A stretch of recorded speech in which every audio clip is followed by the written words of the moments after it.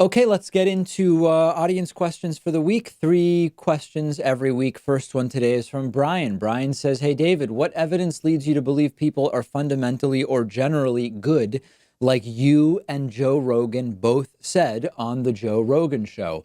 Well, so this is a very old philosophical question that exists even beyond philosophy. Are we inherently good or bad? What about our greedy instincts? What about our selfless instincts? What about evolutionary advantages that one or the other types of behavior conveys? I don't know that I have anything particularly new to add to it. I'll just give you my take on it. I believe people are generally what I would call good, despite admittedly selfish and greedy instincts that many of us have. There's a few actual data points if you want to look at it. There are some pretty good studies from Harvard and Yale about what are called first instincts in a variety of different tests.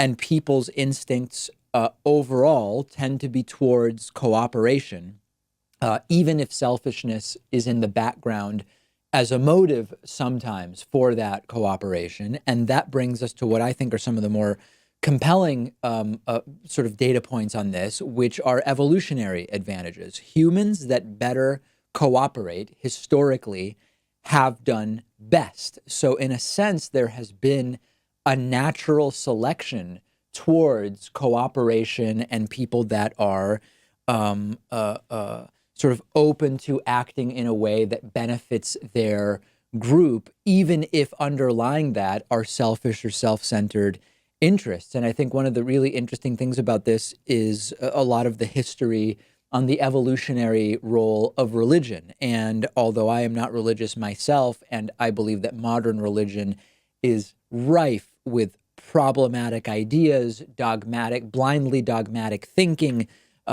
defenses of violence justified by sacred text. I mean, all the people who watch the show know my position on this.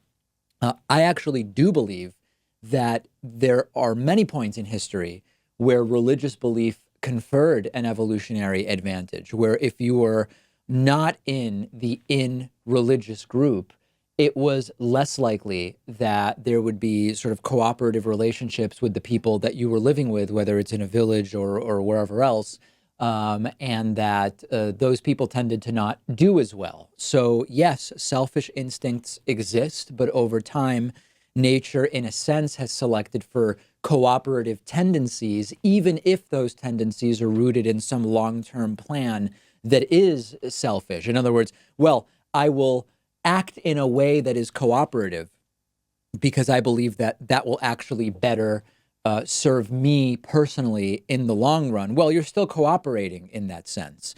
There are also studies on babies which have found that at really early points where we can even get a sense of what is going on in the baby's mind, babies have an instinct for fairness over unfairness as soon as they can recognize it, and they seem to prefer good over evil. They don't like unfairness in puppet shows at very early ages. They tend away from violence at very early ages.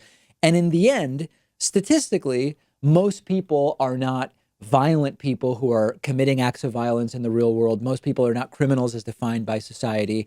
Most people lie mostly only in the sense of white lies. People do not like and react positively to news of criminality or violence or war or terrorism or conflict. And certainly they're not participating in it themselves. So, of course, reality is complex. Evil exists to the extent that that's what we want to call it. Radicalization exists. But I believe most people are fundamentally and generally good. It's been not only informed by my personal experience, but also by all of the different data points that I've mentioned here, all of which are widely available for you to find. Disagree with me? Let me know. Are people fundamentally not good? Are people fundamentally bad or evil or violent or whatever?